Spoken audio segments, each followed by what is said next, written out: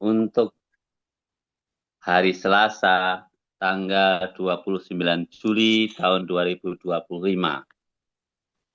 Dengan judul, ini bukanlah tentang bagaimana Anda berjalan. Hei manusia, telah diberitakan padamu apa yang baik, dan apakah yang dituntut Tuhan daripadamu, selain berlaku adil, mencintai kesetiaan, dan hidup dengan hati di hadapan Allahmu. Mika 6 ayat 8.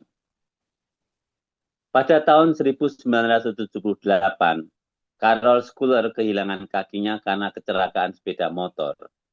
Tubuhnya mungkin telah hancur, tetapi semangat keberaniannya membawanya melewati 7 bulan rawat inap.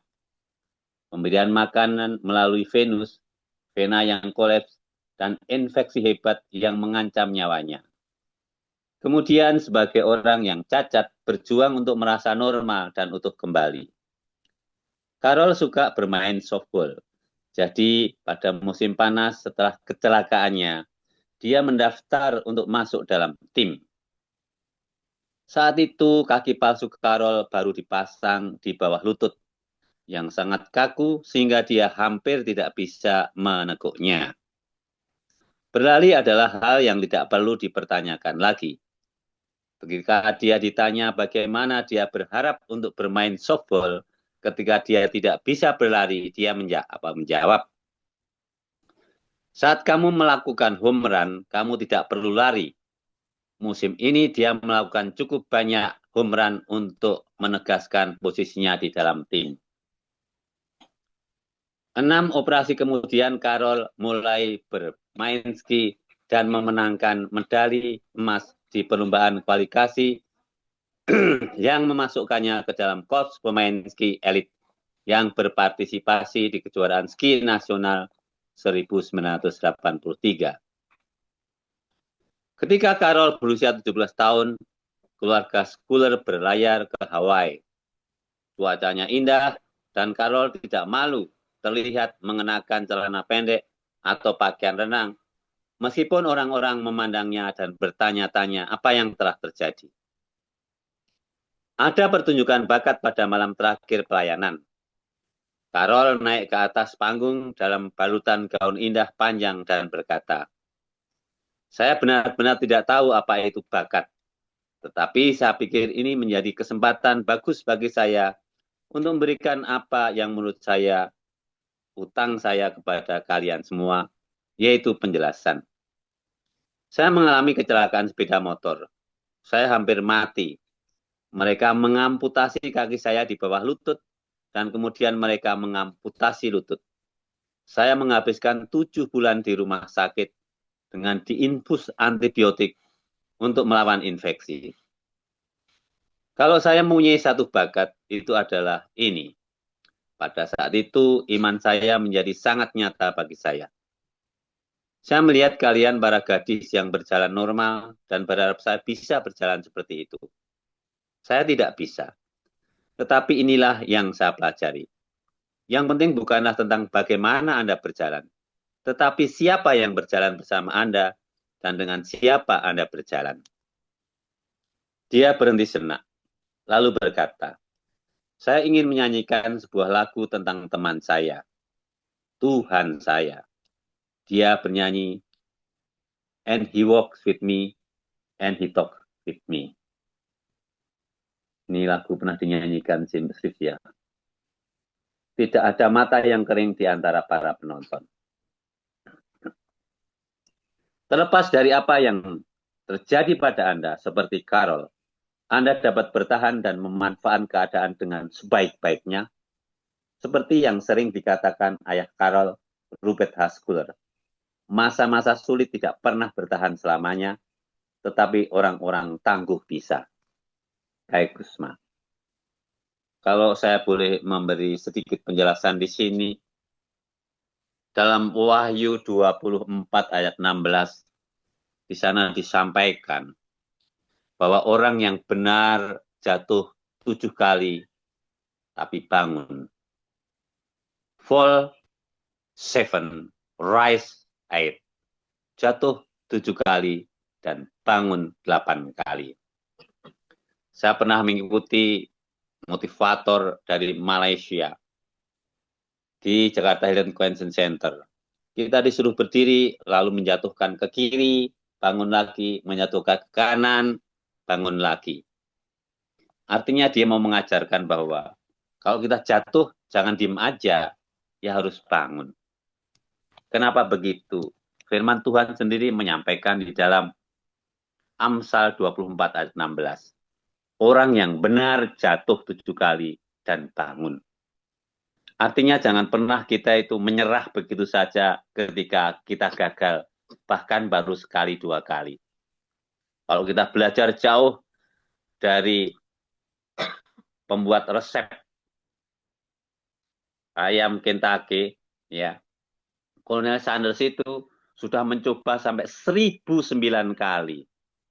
Akhirnya resepnya sekarang terkenal dan tersebar di berbagai negara, bahkan di Indonesia ada ratusan cabangnya. Artinya apa? Jangan mudah mengeluh, menyerah, ya. Karena apa? Itu semua terjadi karena setan yang bisi kita cuma manusia. Nah, inilah kesalahan kita, mengandalkan diri sendiri, tapi lupa mengandalkan Tuhan. Penderitaan, masalah, cobaan, dan ujian itu memang diberikan Tuhan agar manusia sadar bahwa manusia ini adalah orang yang lemah. Dari debu akan kembali debu untuk minta pertolongan kepada Tuhan. Untuk kembali bahwa hidupnya itu tergantung dan berserah pada Tuhan. Dan memang kadang-kadang kejatuhan, kecelakaan, atau masalah diberikan untuk menguji sejauh mana kita selalu mengandalkan Tuhan dan bergantung pada Tuhan.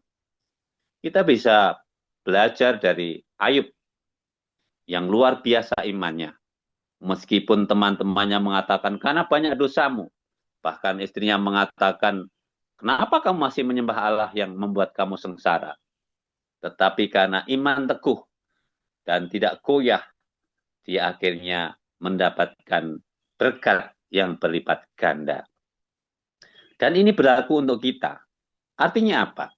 Gelar, pangkat, jabat, kedudukan, dan semuanya itu tidak berarti dibandingkan dengan perlindungan dan pemeliharaan Tuhan. Seperti tertulis dalam Ibrani 13 ayat 5 disampaikan. Sekali-kali aku tidak membiarkan engkau.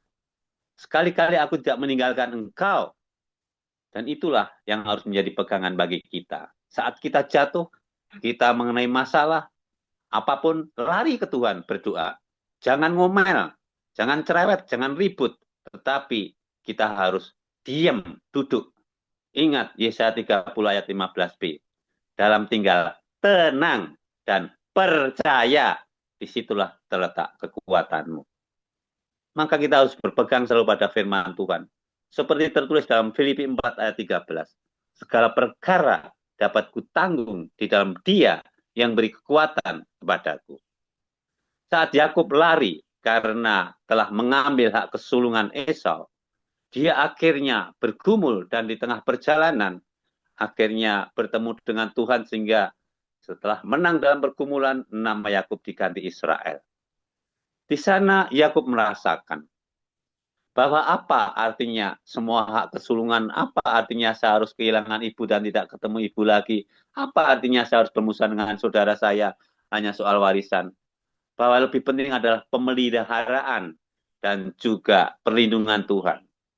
Itu tercatat juga di dalam Mazmur 90, di mana saat Musa merasakan perlindungan dan pemeliharaan Tuhan. Begitu juga berlaku bagi kita. Dalam Mazmur 23 ayat 4 disampaikan, gadamu dan tongkatmu itu yang menghibur aku. Kuasa Roh Kudus, Allah penyerta kita, serta firman Allah, itulah yang menemani kita. Kita ingat dalam Yohanes 1 ayat 1 tertulis, pada mulanya adalah firman. Firman itu bersama-sama dengan Allah, dan firman itu adalah Allah.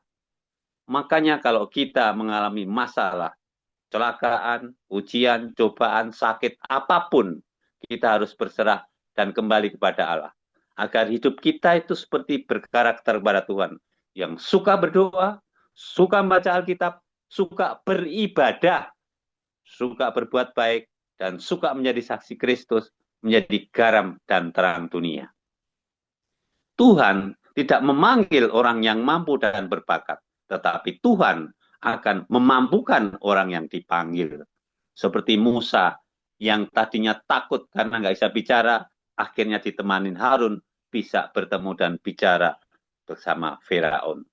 Begitu juga kita sering kali menolak pelayanan, menolak untuk tugas kita karena kita merasa nggak mampu. Kita lupa bahwa Tuhan akan memampukan kita. Bahkan dalam Matius 28 ayat 20, Tuhan menyampaikan di sana bahwa aku akan menyertai engkau hingga akhir zaman. Ini yang mau saya sampaikan sedikit penjelasan dari masalah-masalah yang kita alami. Kita harus ingat bahwa masalah itu diberikan Tuhan pada kita seperti emas yang diuji dalam api. Kita juga diuji apakah kita setia dan selalu percaya mengandalkan Tuhan dan tidak mengandalkan diri sendiri. Kita mesti bersukacita di dalam pengharapan. Kita mesti bersabar di dalam kesesakan. Dan kita mesti tetap tekun berdoa. Seperti firman Tuhan yang tertulis dalam 1 Tesalonika 5 ayat 16 sampai 18. Bersukacitalah senantiasa, tetaplah berdoa, dan mengucap syukurlah dalam segala hal. Sebab itulah yang dikehendaki Allah dalam Yesus Kristus bagi kamu. Kiranya firman yang singkat yang Tuhan sampaikan pada kita membuat kita selalu berserah dan bergantung pada Tuhan. Sehingga dalam keadaan pun apapun kita akan merasa tentram, damai, dan sejahtera. Karena Tuhan beserta kita dan Tuhan hidup di dalam diri kita. Karena Tuhanlah sumber segala kehidupan kita. Dan Tuhanlah yang akan memberi solusi dan jalan keluar. Asal kita selalu berpegang dan percaya kepadanya. Karena doa orang yang benar bila yakin didoakan sangat besar kuasanya. Terima kasih, semangat pagi. Selamat berkarya bagi sesama. Selamat melayani Tuhan lewat melayani sama. Selamat mencintai Tuhan lewat menjadi sama. Tuhan memberkati. Amin. Amin. Langsung berdoa aja Pak Dana. Langsung doa Pak Dana. Kita berdoa. Maha besar, maha agung, maha mulia Allah. Kami sembah kami puji Engkau sepanjang waktu. Mohon ampun atas dosa kesalahan kami yang begitu banyak, agar pantas menyampaikan permohonan kepadamu.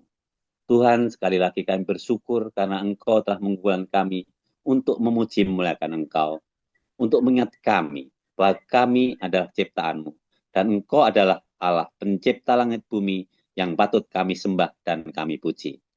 Terima kasih terhadap segala sesuatu yang Kau berikan pada kami, baik itu hal-hal yang baik maupun hal yang kurang baik, agar kami selalu ingat bahwa Engkau-lah sumber segala yang baik, agar kami selalu mengandalkan dan selalu hanya percaya kepadamu Tuhan.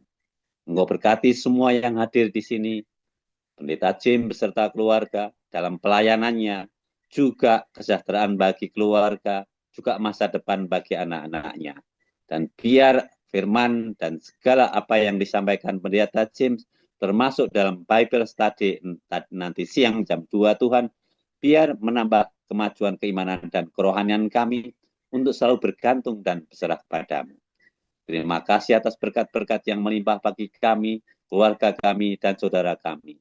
Biar berkat itu juga berlaku bagi kami dan orang-orang yang kami layani. Engkau mengetahui apa yang dalam hati pikiran kami yang belum kami ungkapkan. Yang sakit kau beri kesembuhan, yang sedih kau beri penghiburan, yang lemah iman engkau beri kekuatan. Kami berdoa, mengucap syukur, seraya mohon ampun atas dosa kesalahan kami yang begitu banyak, hanya dalam satu nama yang indah anak-Mu yang tunggal, Yesus Kristus, Juru Selamat dan Penebus kami. Amin.